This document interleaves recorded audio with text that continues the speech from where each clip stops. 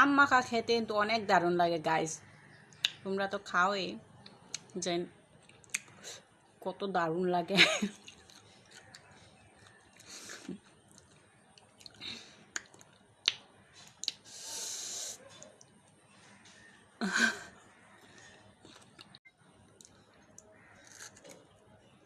দেখো গাইস আমি কি খাচ্ছি। তো আমি চাটনি বানাচ্ছিলাম, তারপর ভাবলাম না আমি বছর আম মাখা খাই নাই, তার জন্য ভাবলাম কি 3 টুকরো আম রেখে দিয়েছি, তারপরে 3 টুকরো আম রেখে দিয়েছি, তারপর ভাবলাম এখন খেয়ে নিই, অনেক টাইম খেতে ইচ্ছে করছিল।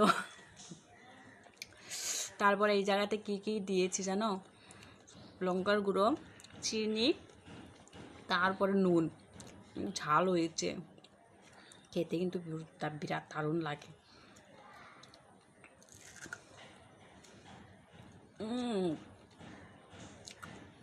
অসাধারণ।